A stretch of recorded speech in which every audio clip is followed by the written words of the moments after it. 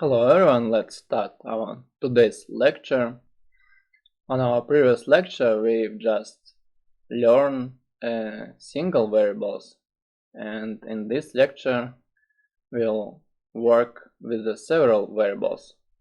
So now I will share my screen and show you how we can work with the several variables.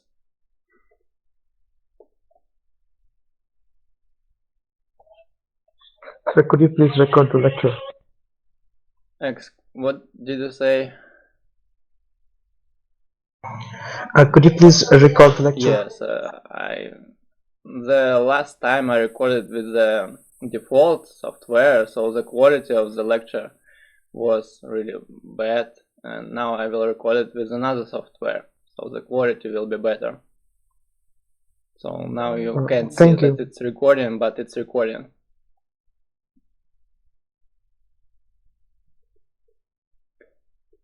Okay, let's create a new script inside the Unity. Call it somehow test script.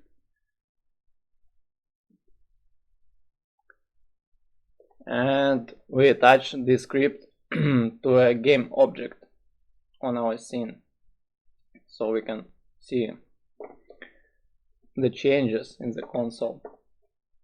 Let's open this script in the Visual Studio, and in order to work with several variables we can do it by arrays.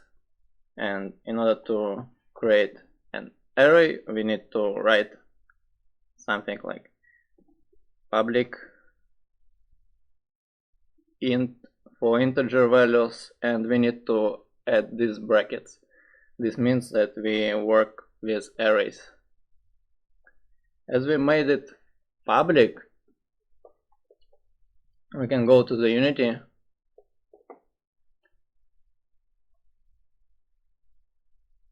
and see that now we have this list here. Currently it's empty. First of all, we need to define size of it.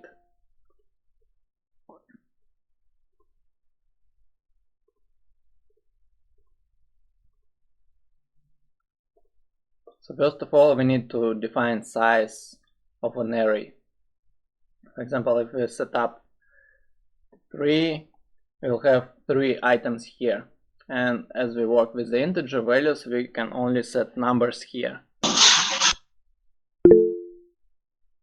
Let's set up random items here. Sir, the screen share ended. We can't see anything. You can see it disappeared. It disappeared. Okay.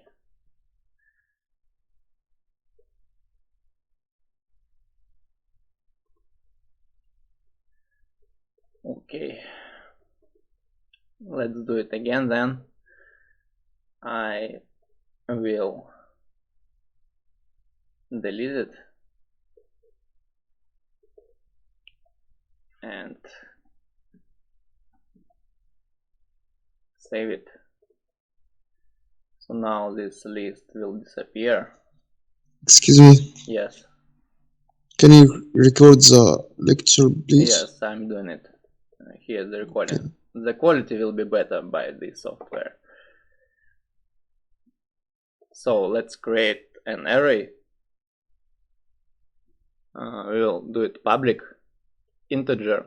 For working with the arrays, we need to add these brackets and name it as a list.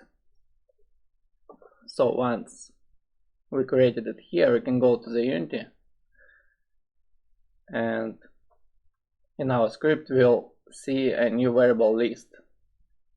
And in order to configure it, we need to set up a length of it, its size. For example, if we set up 3, we will see 3 items here. And as we previously set up integer values, we need to work only with the integer numbers. For example, let's set up any different numbers and work with them.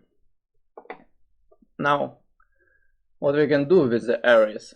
First of all, we can get, for example, its length by command print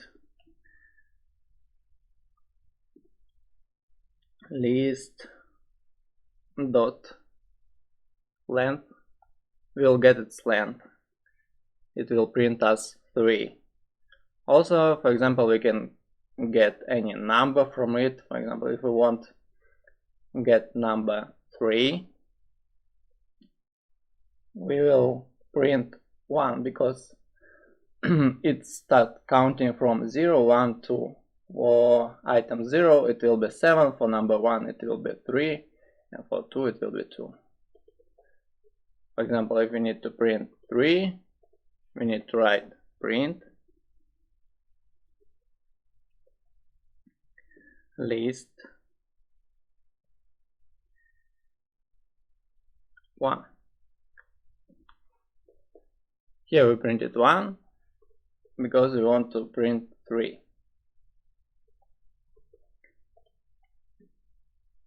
So we will save it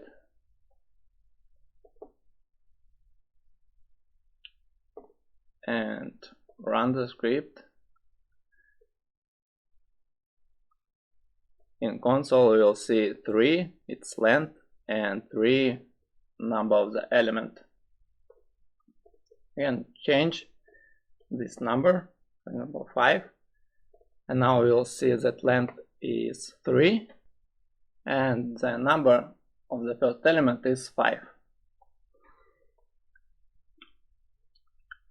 Also, we can work not only with the integer numbers, we can work with the string values in arrays as well. For example, let's type public string names,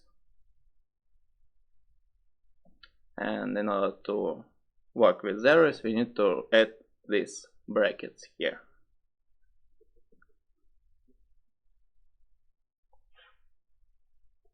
Also, we will go to the Unity, we will see new items here, which is the names. We need to define the size of it by changing this 0 to any number we wish. And here we can print string variables, for example names, Ivan,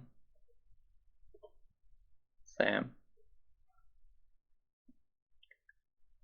and also we can do the same things in the update function. For example, previously we saw the results only once because we printed it in the start function, and if we print something in update we will see that our results will be repeatable. Here we write names and let's print my name, which is under 0 position, element 0. So if we will start our script, it will print us Ivan again and again because we are working in the update function. And if you change name here, right, Bob, we'll see updates as well. Besides integer and string values, for example, we can also work with game objects. We didn't do it before, so let's start to work with them with arrays.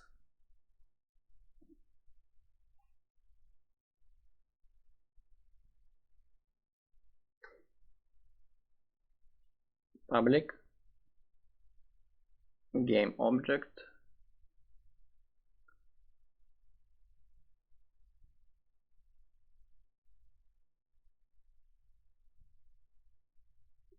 objects. Excuse me, teacher. Yes. Do we only use the Unity program or another program in our work? We use Unity and Visual Studio. Visual Studio. Yes. Okay. In Unity we stop the scene and we program it by Visual Studio. Yeah. So I can see that one student can see the link. Okay, let's give him a... Is the first group? Yeah, I think it's first group. Okay. So what we just created is the public game object, new objects. Let's save this script and see how we can add game objects to this array we've just created.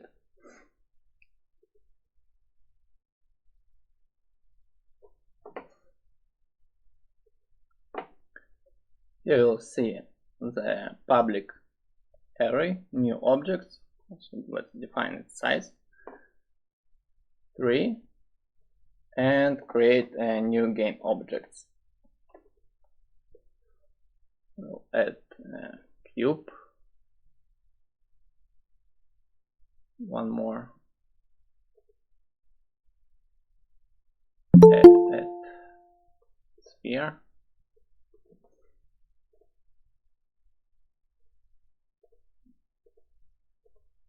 and add cylinder.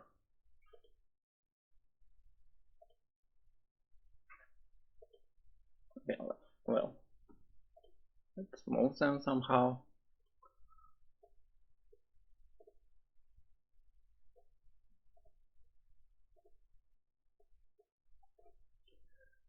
Okay, we added 3 game objects and we can attach them to our array just by drag and drop them.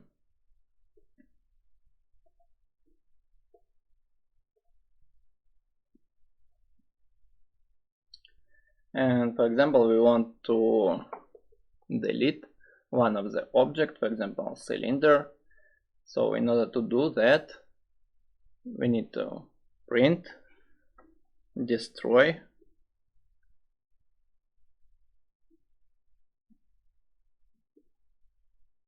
new objects and choose the object. It's number 2.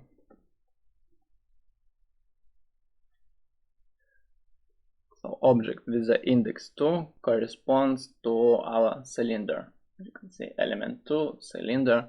So once we'll run our program, this cylinder will be deleted from the scene. It will be destroyed. As you can see now we missing this game object because it was deleted by the destroy function. And we can also do some similar, some other things. For example, we just worked in array with the game object, but we can also work, for example, with colors. Let's create public variable colors. Excuse me. Yes. Can you please I have a record the lecture? question. Excuse one by one. Can you please record the lecture? Yes, I'm doing it. I will Excuse upload me, the teacher. recording of the lecture. We just working with Visual Studio Code. We can work with B# or not? What? We working with Visual Studio Code, yes. Yes, we're working with the Visual Studio. And we can't working with B#. Yes, it's a C#. Okay.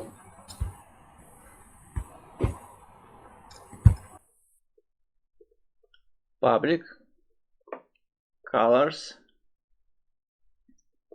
No, it's color, not colors. And new colors.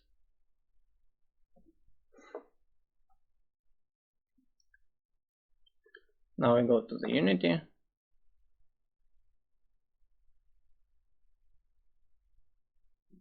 and we will see a color variable, new colors, also set up its size. And now we can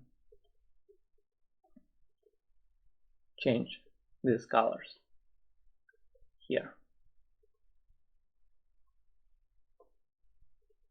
Change them somehow. So now we've got colors, and now we can use these colors in our program. For example, let's set some color to this element, to this sphere. Sphere is the element number 1, and we will start with red color. So let's see how we can do it.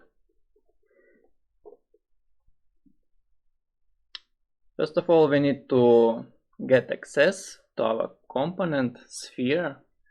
Sphere is stored here, so we write new object, check its number, sphere, it's element 1, it has index 1. So here we write 1. Then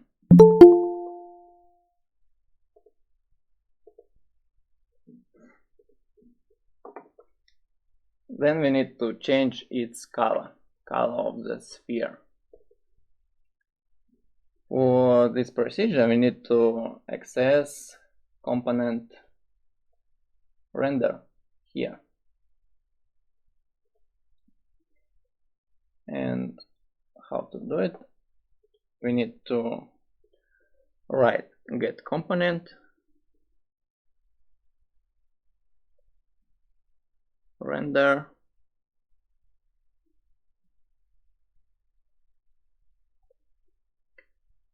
material,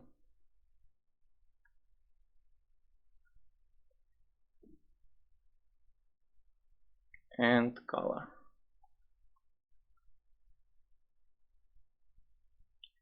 Component, render, material, color.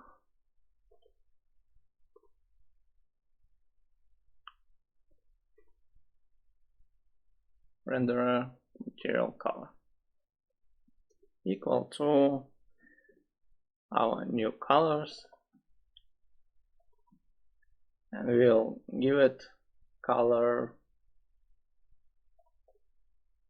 red color, which is on the second position. We need to write 2.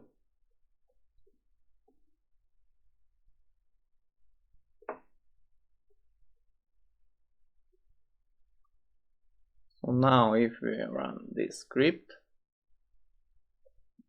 our sphere will have the red color. So now it's red. How to get access to the component I will explain later on the lecture, but now here it's just a brief introduction what we can do with the arrays. So in order to get access, we need to get component and what we want to get, and then the color is set up with the material. So first of all, we need to get material of the sphere, get access to it, and change its color.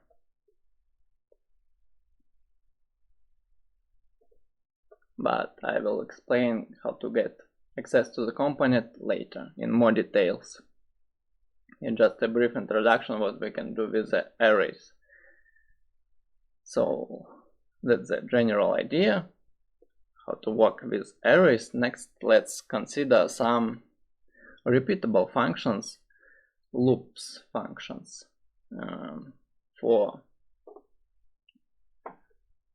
will comment these things out.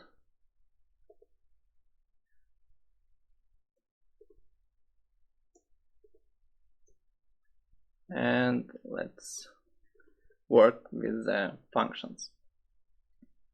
The first function, repeatable functions, called for.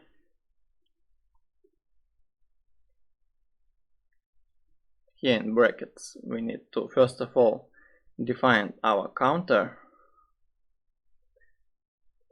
from which number it will start to count. Then we need to define its condition till what number we will count, and also we need to, by every step, we need to increment our counter. And here is a condition what we will do. For example, let's print my name, Ivan. So first of all, we defined our counter, we create it, and it will start to count from 1. After that, we created a condition. We will print my name unless counter is less than 5, this number of I, and by every step we increment this value by 1. So let's save it, go to the Unity, clear everything here and start our program.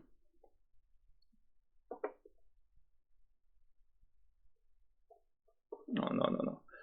We need to try to do it in a start function, not an update, because an update it will be repeated again and again.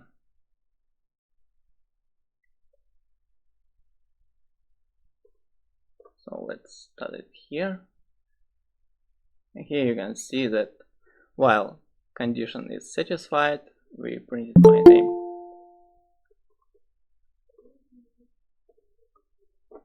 Also, we can print the item E here, so we will see till what number it's counting. I, and we'll print both the current number of the counter and my name. Excuse me, sir. You can answer my question in the chat. Yes.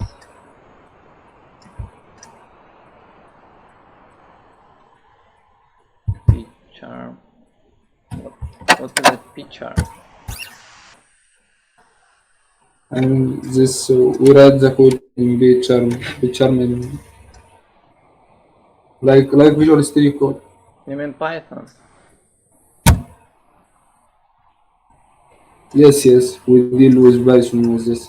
No, now it's C#. You can upload all of your assignments on Python to the course, it will be checked, but also you will have a new assignments on C#. Yes, I know, but I have this program here already.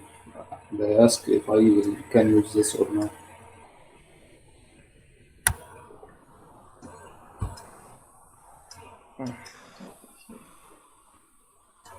Charm.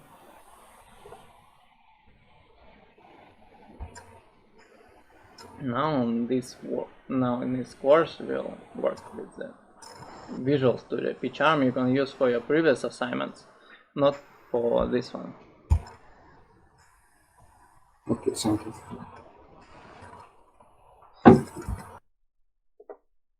Okay, let's clear these things, and now we'll print my name and we'll print I, number of the counter.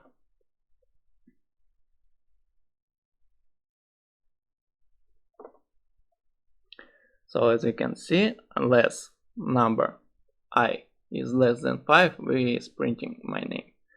When it's exceed, we don't print my name any longer. So this condition is no longer satisfied. We also can work in loops by using different loop, which is called while. For this procedure we need to first of all initialize our counter as well. Here we do it before the loop itself. Int I equal to 0. Then we write the condition itself, while I is less than 5, we print my name,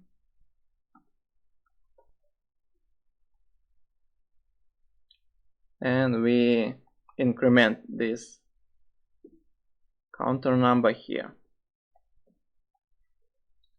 So we're doing the same things but with a different loop function, which is called while. Here all of the necessary settings are written in a single line, and here we first of all define our counter, then we set up condition, and inside the loop we increment number of the counter.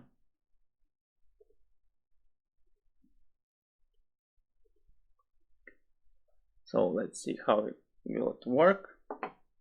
We save the script, go to the Unity,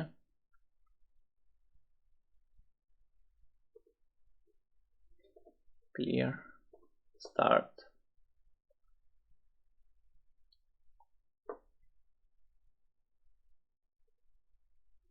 And also, as you can see here, we print my name unless the I is less than 5.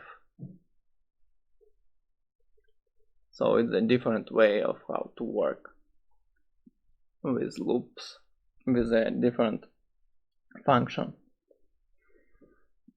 Another loop function is called for each. And how to work with the for each function. First of all, we write for each.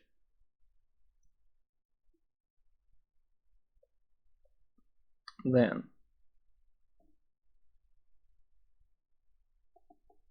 for each, for each. Okay. And for example, let's continue to work with our arrays, with our game objects. And first of all, we need to also define game object here, create a new one.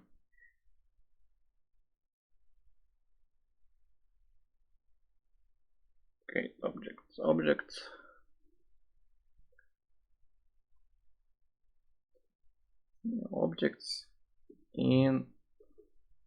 I will firstly write this function and then I'll explain it. What does it mean?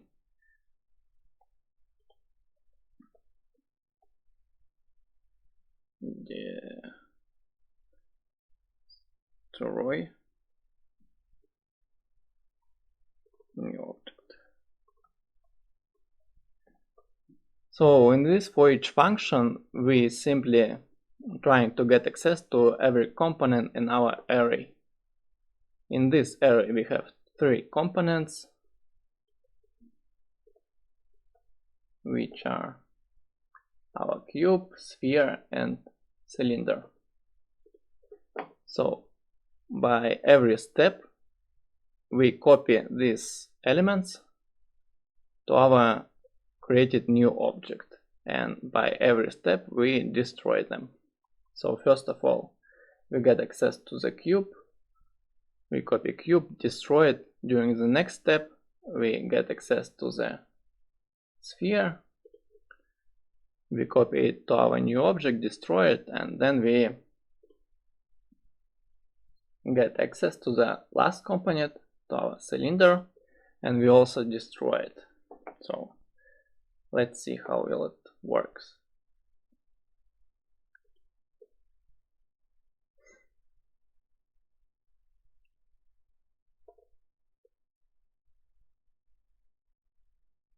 So as you can see, all of them were destroyed. So that's how for each function works. For example, for and while functions provide us more flexibility because we can get access to every particular element, and here we can get access, so we just do similar operation. So it can be helpful for working with the similar operations. And also let me show another example. It's not probably necessary to destroy it all of the time, because if we destroy it, we can't return these objects to the scene. They will be deleted from our scene. And there is another way. For example, we can just hide them, these objects, and then if we need them again, we can unhide them. So how to do it? We can also do the same things with this function for each function, but we won't destroy them. We'll just set active to the false.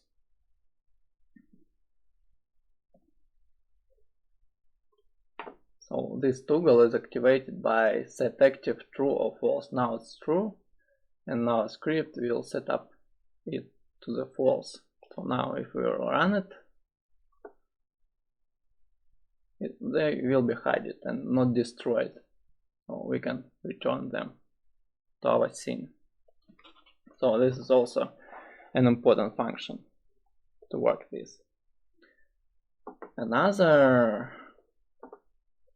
way of working with conditions is the case function. We can switch.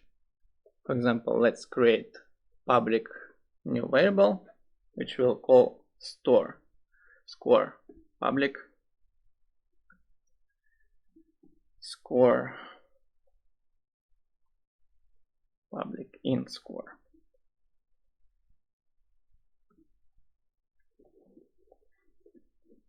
And by default it will be 0. Then in update, here we will change it, so we will work in update. What we need to do is switch this number according to condition. We write switch score. For example, let's say that we're talking about exam, and for example, if case 1 it corresponds to mark 60, in case 2 it corresponds to marks 80, 3 corresponds to 100. So in that switch case, we can first of all define case 1. Case 1 will print us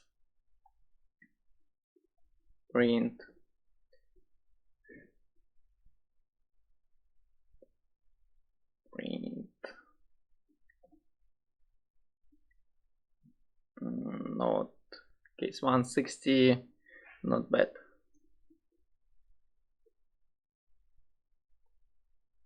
Break. Then case 2.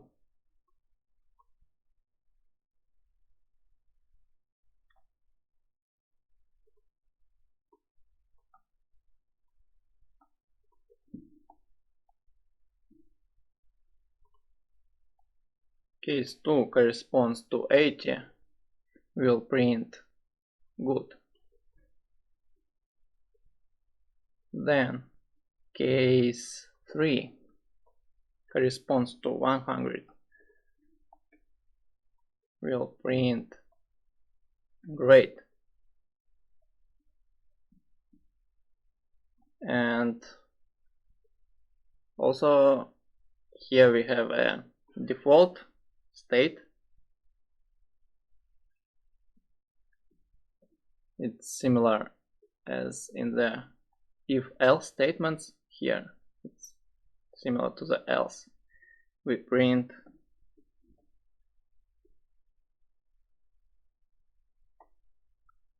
try again. and also break.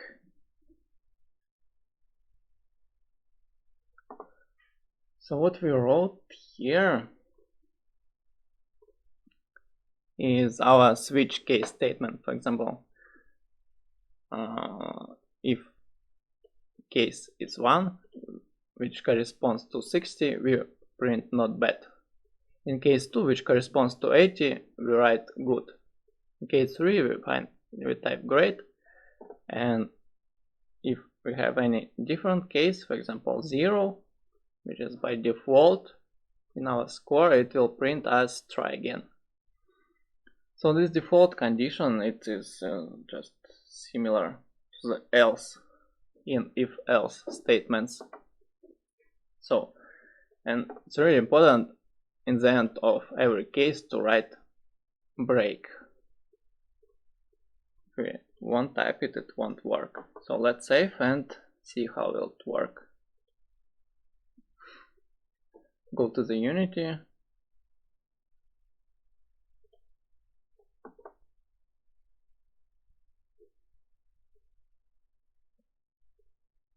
Our score, and let's start our program and see what it will print us.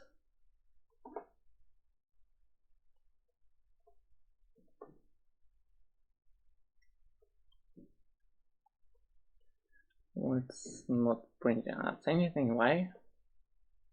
What's happened? Because our element is hidden, so we need to unhide it.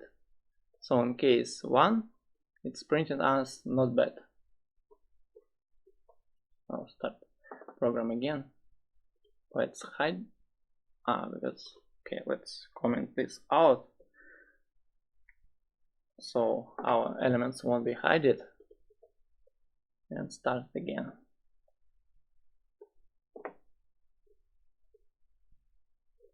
So first of all, score is equal to 0, so it will print us try again. Okay, we change it to 1, not bad. 2, good. 3, great. 4, why default statement doesn't work.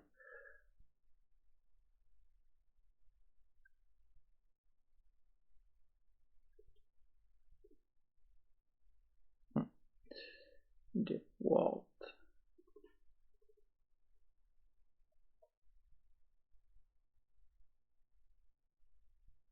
Default. It was a typo. Okay, let's check again.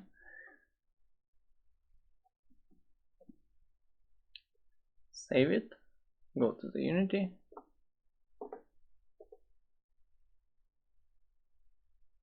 And now it's printing us try again. So 0, it will also print us try again. 1, not bad. And also any other number, try again. Okay, now it's working. It should work.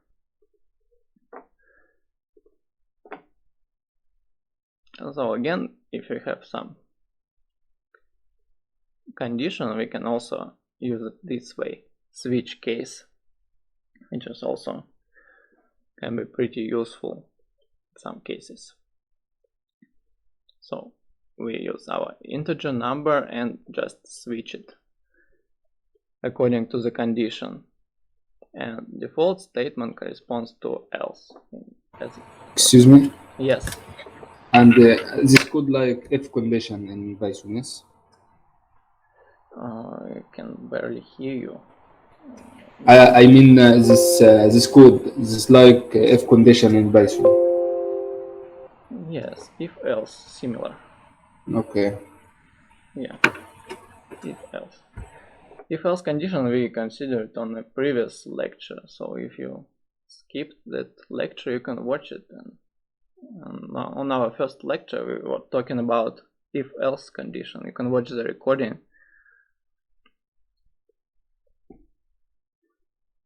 And next let's talk about a really useful function.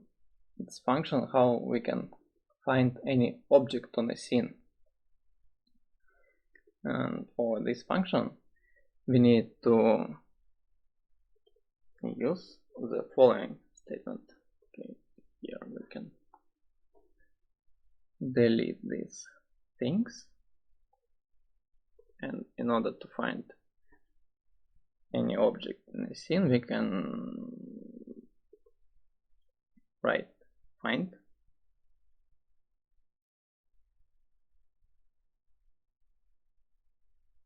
First of all, let's define the object we want to find.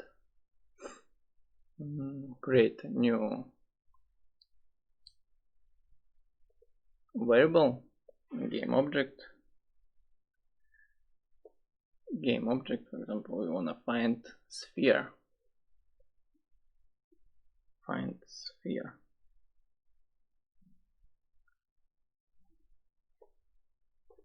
Now, how to find sphere and place it to this new game object, we need to write equality sign, game object dot find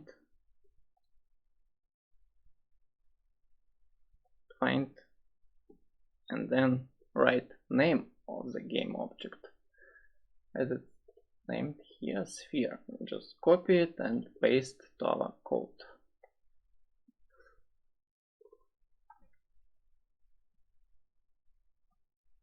Find sphere.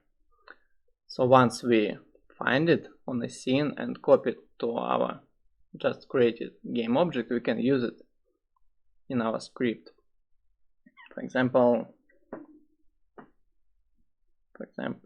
let's destroy this object. Destroy find sphere. And we will find it just once, so we can simply place it to the start function. We also won't need it. So once our program will be started,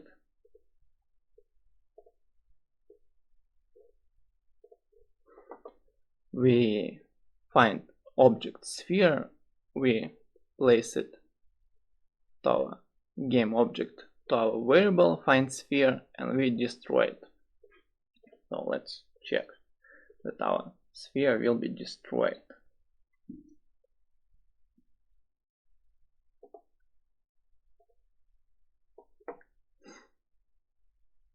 So as you can see, our sphere disappeared as we found it and we destroyed it. Again, one more time. We found object sphere here, placed it to our variable find sphere, and we destroyed it. We can also do some more complex searching. For example, if our element has some other spheres in child, for example, let's create here sphere.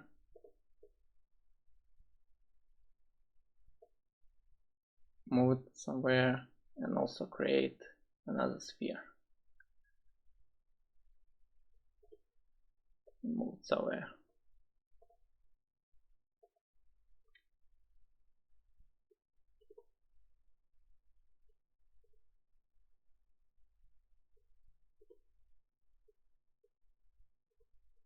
For example, we want to get access to this third sphere on a scene. So how can we do it? We can, as it's located here as a child, so we can get access to it step by step. For example, here, sphere, we write this sign, copy the name, and by these several steps we'll get access to the third sphere, and we'll destroy this corresponding element. So let's check that it's work. As you can see, now we destroyed the last element. So by this step by step we can access to any element on the scene. Another way of searching objects is the way of searching by tags. Every element on a scene has its tag, and we can add any tag by clicking this option, and here we'll create a new tag. For example, let's create tag destroy,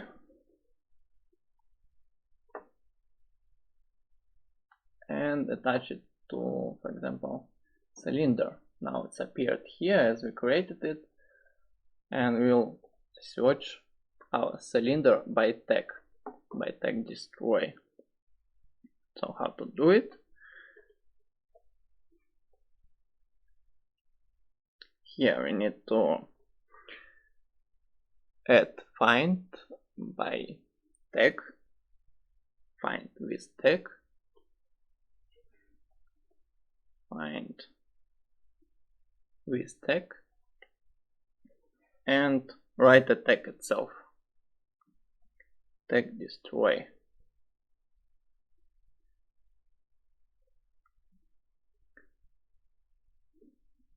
And we'll destroy object with the tag cylinder, as any other object doesn't have this tag, so we'll just get access to our cylinder as only it has this tag.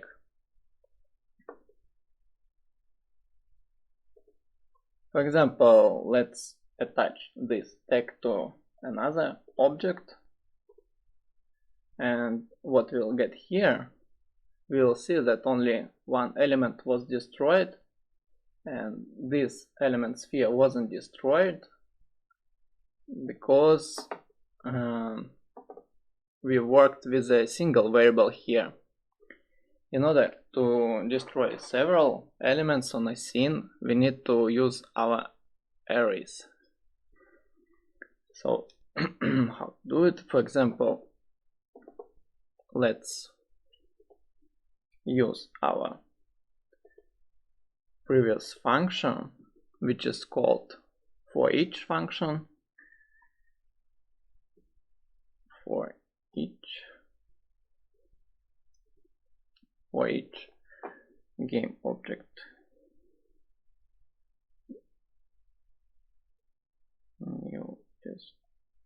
First of all, we define object to which we will copy the information, and then we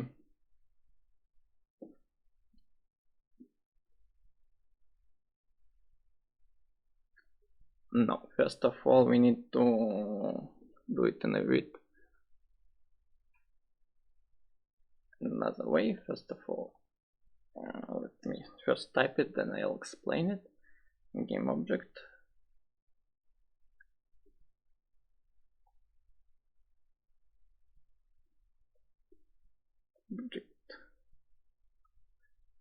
object all,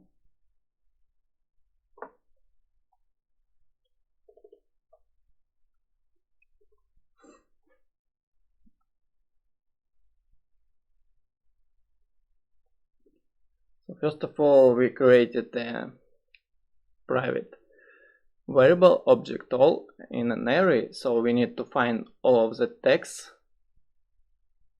all of the objects with the text, and place it to this variable. So we write find game object,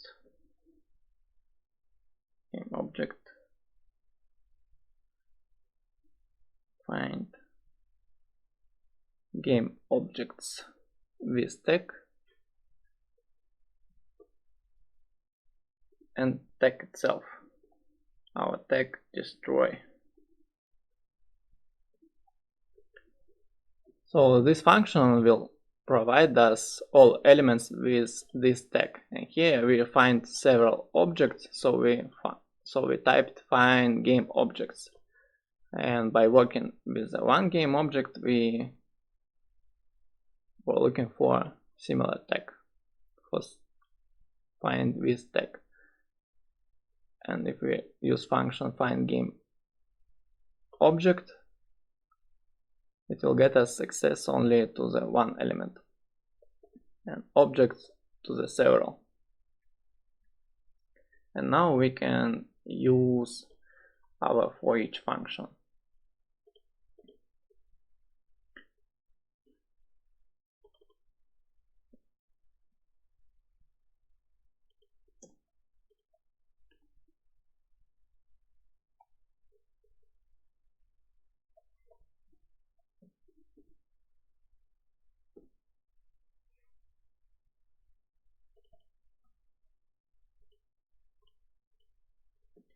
So what we wrote in this for each function, we just step by step copy all of these elements to this new variable, new destroy, and then we destroy all of them.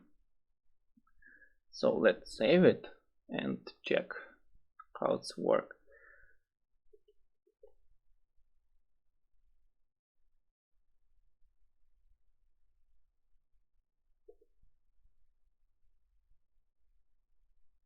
So as we run our script, we can see that these two objects were destroyed because a tag destroy attached to them, only to these two objects.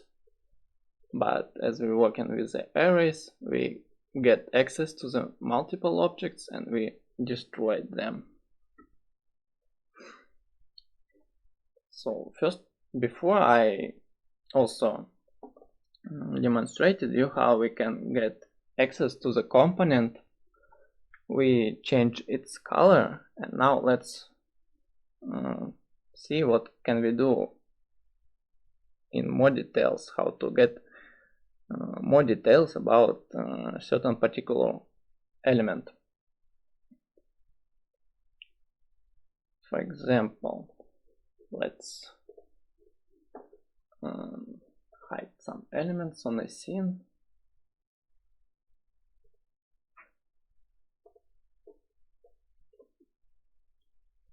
For example, let's leave just cube, and let's add some physics to the cube. In order to add some physics, we need to add a rigid body component. Here we can change its mass, gravity, whether it will fall down or not. For example, if we use gravity here, our cube will fall down, and if we don't use it, our cube won't fall down. So now let's check how we can get access to it,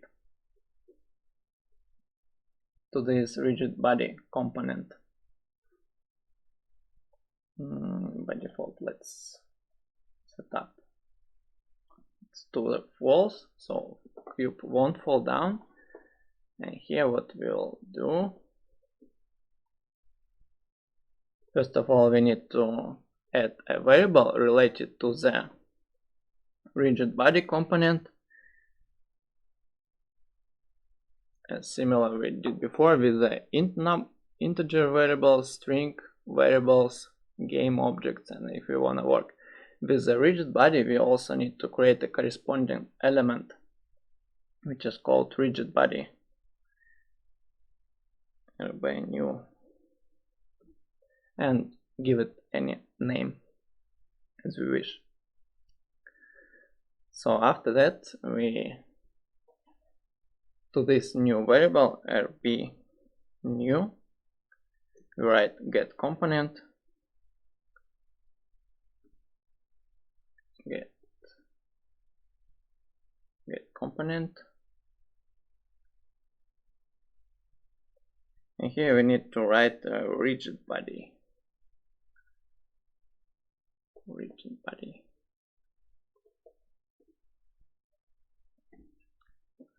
So by this get component function, we will get access to the rigid body component. After that, we can change any variables we wish. For example, use gravity equal to true. So by default it's false, and as with our script we set up true value. So once we start our game, our cube will fall down.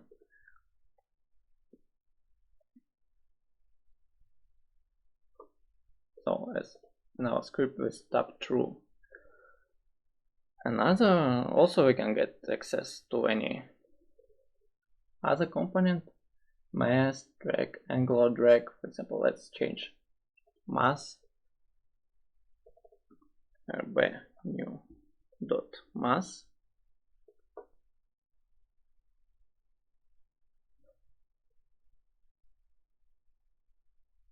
equal to 5. Save it.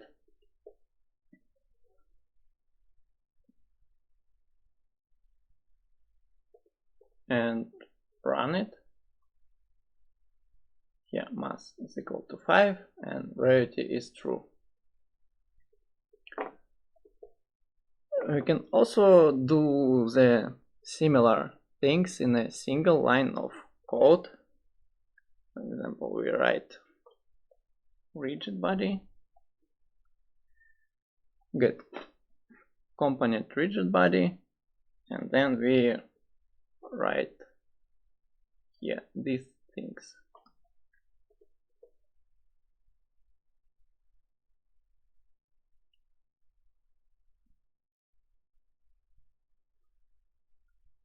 Menu.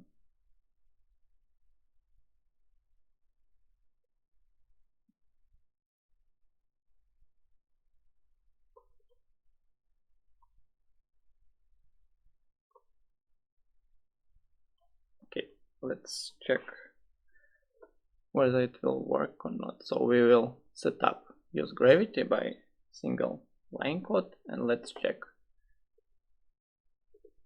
what we will get.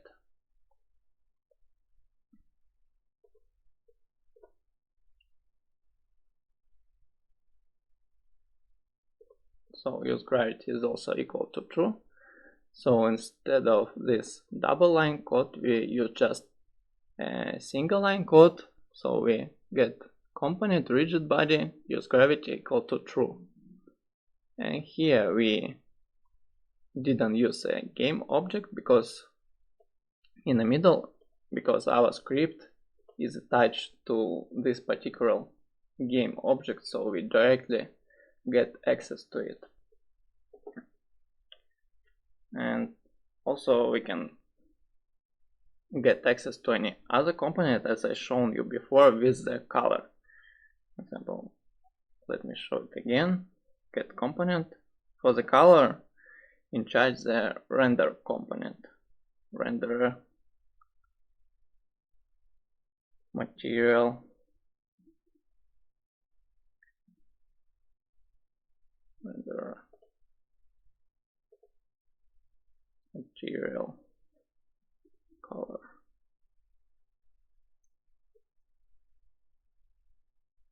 Color yellow. What's up?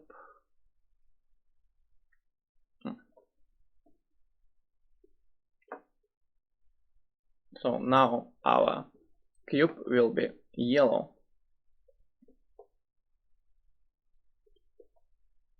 If we start our game,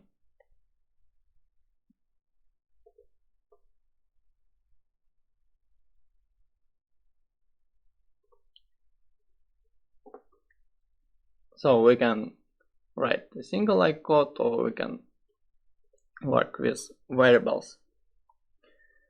And another the really useful thing I want to talk on this lecture is how to get access to a variable in a different script, because in a projects sometimes you have multiple scripts and you need to get access to a different variable in another script and operate with it.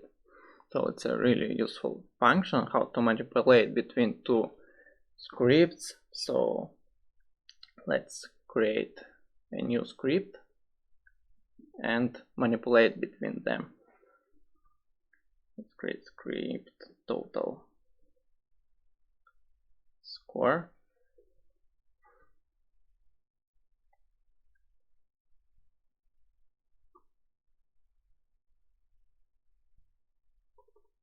And open it.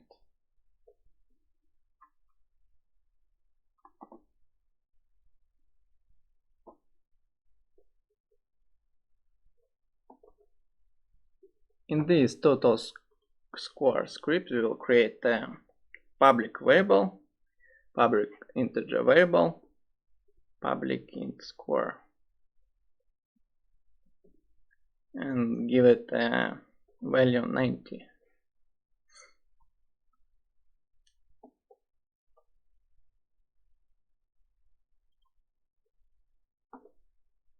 And also attach the script to our object in a scene to the cube. So now we have total script here and its value 90, which we can change. So let's change this number from another script, from this test script. How to do it? First of all, we need to copy this name of the script to our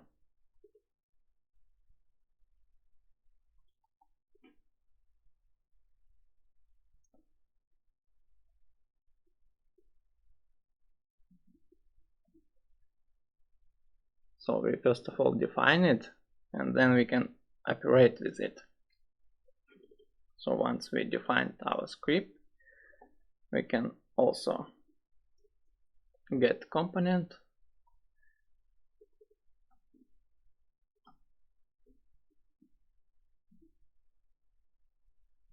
name of the script,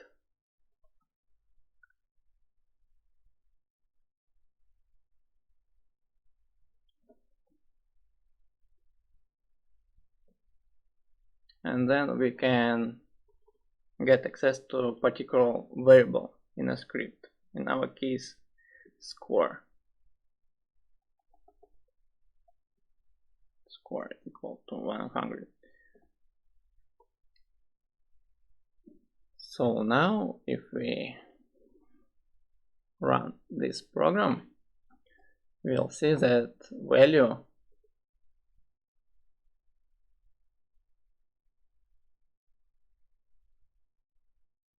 of our score will change to 100. Let's see here. So let me explain it one more time. First of all, we created two scripts, test script and total score. Attached it to the game object we have on a scene, and in total score script we only have one variable, which is 90. It is public, so we can see it on a scene, and we are trying to change it from another script. First of all, we get access to this script by copying its class name. We give it a new variable which is in charge for this script, and then for this variable we get access, get component to this script, and once we've got this script we can manipulate with it. For example, we can change this variable score. First of all, it was 90 and we change it to 100. So that's how to get access, how to manipulate between scripts, which is really helpful sometimes. So this is a really important things to understand. For example, let's check if our scripts is under not a similar object. For example, let's remove this script from here and let's attach our script to another object. For example, to this cylinder. Now we attach our total score script to another game object. So how to get access between different game objects to the script?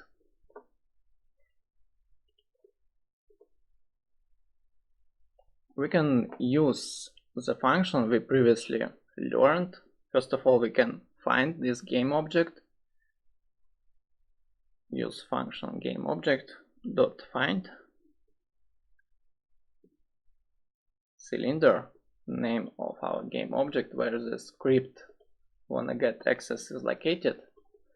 Find this game object, get component, and we get similar component total score.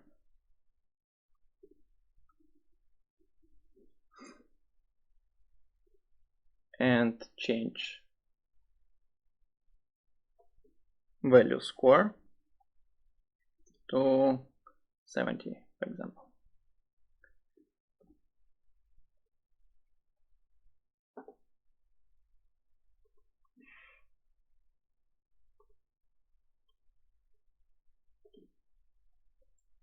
Let's see whether it will work or not. First of all, we find game object to which script is attached, cylinder.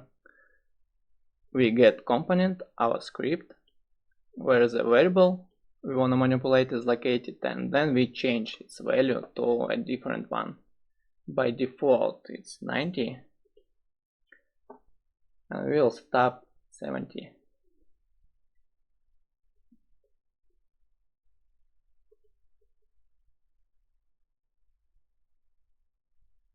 So now you can see that variable here is 70.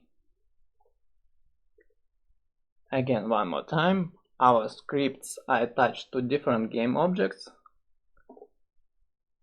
Test script, from which we change in variable, and the script total score, in which we change this variable.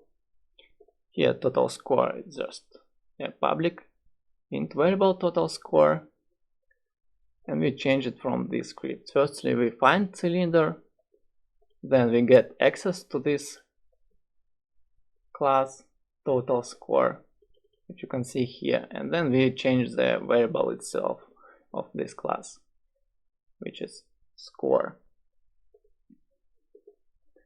And between game objects, we can not only get access to the script, but for example, we can also get access to a rigid body component in different game object. For example, let's get access to the gravity in our cylinder. So what we need to do is the code will be quite similar. First of all, we find game object cylinder, then we get component which we wanna get. In that case, we need to get component rigid body, and in rigid body we'll use gravity to true.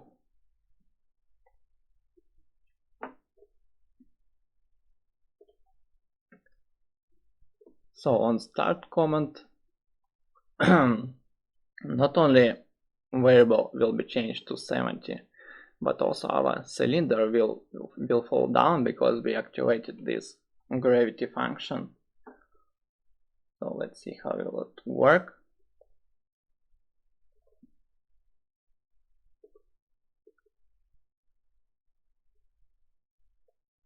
As you can see, the cylinder now is falling down and value here is 70.